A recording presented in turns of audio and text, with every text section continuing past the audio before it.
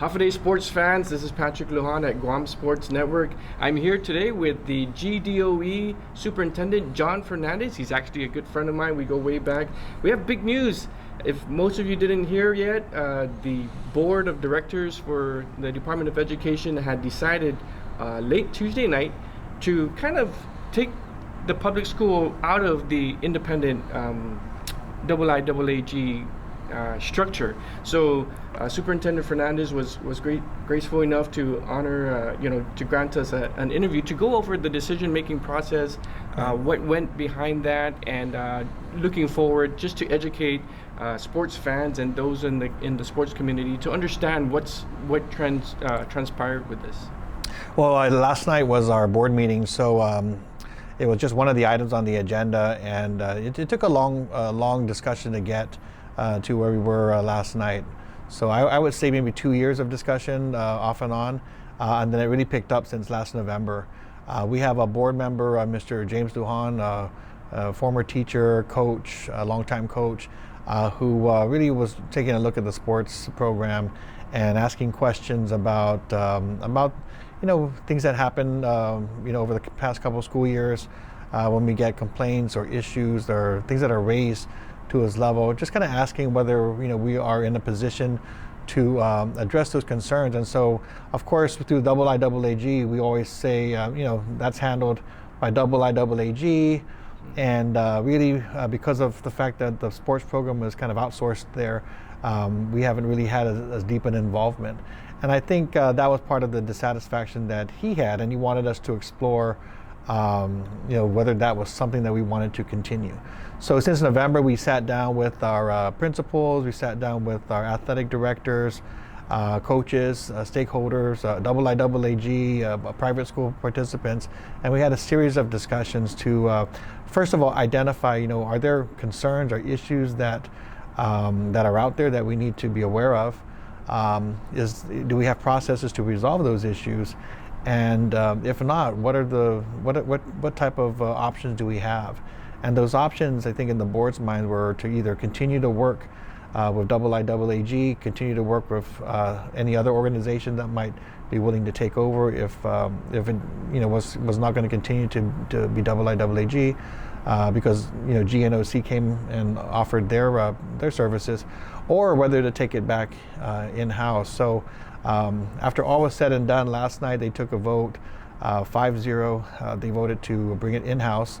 The actual motion was to bring it in-house for at least 2 years, allow DOE to try to address the concerns that were raised, and then maybe in 2 years we reevaluate where we go from there. So I think one of the big questions right now out in the community is, what about the private schools? And how involved are they? Would they be invited into what GDOE is going to formulate, or do they have to create their own league?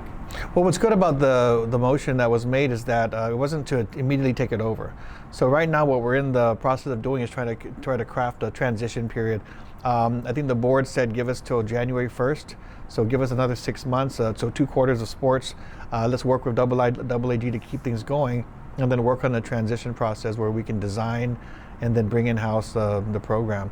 So we'll have some time to really resolve some of those issues. What I want to caution, like I think I mentioned to you before, is when this discussion started happening, we got a lot of reaction. Some of it was positive, some of it was negative. I think a lot of people just revert back to what they know about IIAAG or about when DOE used to run sports, and kind of flip back and say, well, if it's going to be like that, we like it or we don't like it. I'm not saddled by some of that, I'm not saddled by what was done before. I think this is an opportunity to think about things fresh and new, and focus in on what we want to accomplish for our students first and foremost, and then go from there. So it's kind of like a blank slate. We'll take what's working. I think we have more high schools, public high schools now than we did 10 years ago, 20 years ago. I think there is a desire generally to continue the competition between public and private schools. So I don't know that would be a major change that would be my priority. And I think it's just really focusing on the other things that were brought up during the past few months of conversations.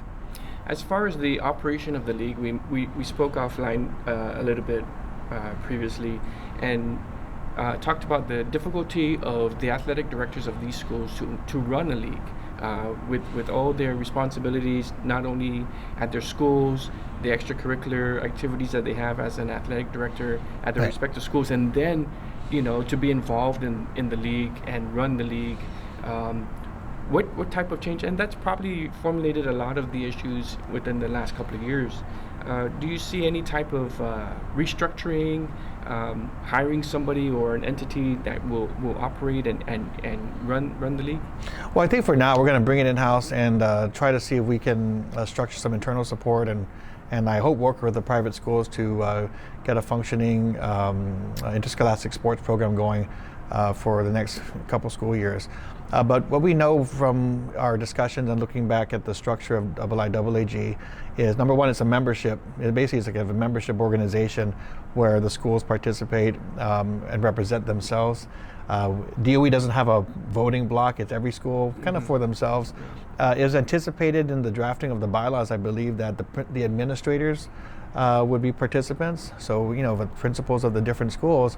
But in reality, they were all allowed to designate a representative, and those representatives were the athletic directors. So either whatever direction we were going to go, I think there was a desire to bring that level back up to a administrator level to address some of the issues that I think you're right, the athletic directors really aren't positioned to address. It's not their area of specialty. They have an expertise in running sports, in handling some of the logistics, the day-to-day operations.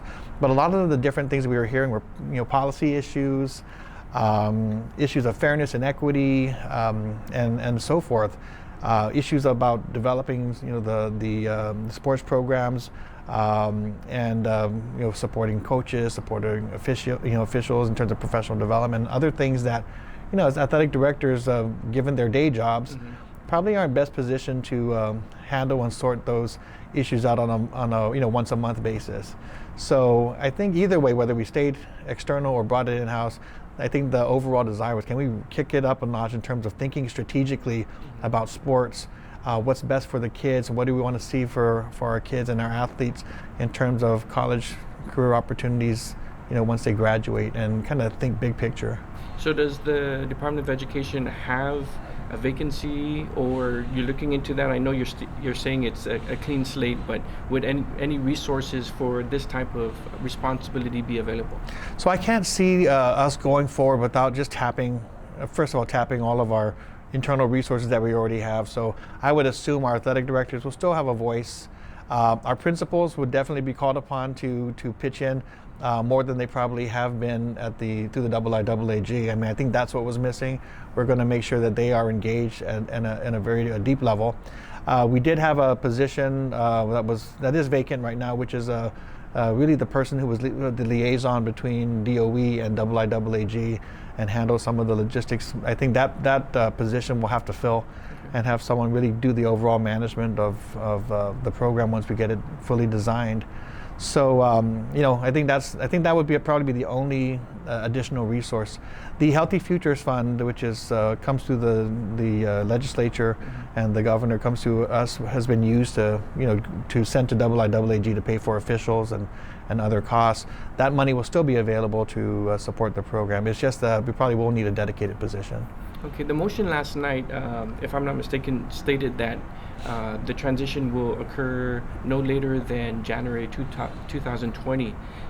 Would there be any way of it being moved up prior to January 2020? I think what we'll do is, again, my first priority is to work with IIAAG and say, look, let's ensure there's a smooth opening to the school year. Let's not worry about trying to switch gears midstream. At least not over the summer or not into the first quarter, so we can ensure that we don't penalize our athletes by somehow disrupting the schedule and not being able to open up smoothly. I think we'll take full advantage of the 2 quarters to get it done. I don't see any reason to hurry. And that'll allow us more time to get input and make sure everyone's clear about where we're going. I think some of the anxiety that we've heard is really about making a sudden shift or a disruptive shift in what's happening, and I'd like to avoid that. We have a lot of things already on our plate, so I think we're going to take full advantage of 2 quarters to work collaboratively with everybody to say, look, we're going to tell you when it's going to happen. We'll tell you way in advance. We're going to plan, make the changes that need to happen, and we'll do it on that time frame. So nobody needs to worry about, the message changing or the dates changing. I think that's the best way to handle it. So, as of this interview, we put out a poll and asked the public if this change was a good idea or a bad idea, and Right. 88% said it's a bad idea. Right. What message do you have for that 88% saying, hey, this is not really a bad idea? Well, I think it's fine for them to have a doubt about what's happening, and I mean, first of all, there's no clarity, so there's nothing for them for the respondents to really react to, except to say who's in control. And I think a large part of that might have to do with some fear that private schools and public schools would be separated. All I can say right now is that that's not my priority.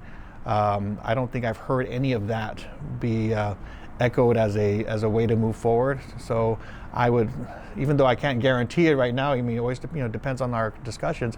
I would say that it's pretty highly unlikely that we're going to separate private and public schools and not allow them to compete with each other. So that's probably what I think might be driving some of the negatives, because I think our schools, our families, our coaches, everyone likes to compete and maximize the competitive opportunities in our sport. So that might be why you see the high negatives. What I'm hoping to do is be very deliberate, very thoughtful, very inclusive, very transparent about how we do things, and kind of lay out a vision for where we want our sports program to go. And again, it's not about scheduling. That's one part of it. It's not about hiring coaches and officials. That's the other part of it. It's not necessarily just about operating the day-to-day activities. It's really thinking bigger picture, long term, about why we're doing sports, what we want our athletes to get out of it, what are we setting up our athletes to do when they graduate. Will there be opportunities for those who excel to compete internationally, to go to college and have opportunities like that, to maximize what we can. We want to see if we can really raise the quality of coaching, raise the quality of officiating, and then I think really working in partnership with all the athletic associations, federations on Guam to really strengthen the quality of athlete and the quality of competition that we see here on island. And I think that's the big picture for me, just raising the level for everybody. Let's work together, and the benefits should really accrue to our students. So real quickly, let's just take a couple of pointers here, our takeaway from today moving forward, just so there's some clarity, because I think that's probably, like you mentioned, a lot has to do with the hesitation of what the public feels. Mm-hmm. So we're starting with a clean slate, number one. We are not, the private schools are in the vision of this concept of you guys running a league, number two. And for the time being, it's a 2-year program that will stay in-house. Right. Is that all pretty much? Yeah, pretty much. And I think what we'll do over the summer is try to, and going forward is, as we go forward, just make sure that we're being very inclusive and getting input from the public as to what we all want to see in as we move forward. I don't want this to be looked at as we're trying to trying to just simply fix problems that have been identified. It's not a patch. We're not going to patch and band-aid the program and then turn it back over, or and be satisfied at that. I think this opportunity is about thinking about the program overall. Get high level involvement from policymakers and at the administrator level, at the board level, and then really just create a path towards an even stronger interscholastics program than we've seen before. So I look forward to that challenge. As you know, we got lots of things that we're doing here, but that's just one more thing to add to the pot. But I think we're positioned to do positive things here. Well, big endeavor, big decision that was made, and we're here at GSPN. We're here to support our athletes as always, and support trying to make everything work moving forward. So appreciate your time. All right, hey, my friend. No problem. Thank you. And keep us in the loop, and we'll get the message out. All right. Well, I need your help to get it out. Yeah, absolutely. So, absolutely. And we'll definitely do that. So we'd like to appreciate Superintendent Fernandez for taking some time off this afternoon. There's going to be more down the line, more information. Stay tuned here on GSPN, and we'll deliver that to you as quickly as we could. So on behalf of Superintendent Fernandez, I'm Patrick Lujan. We're out.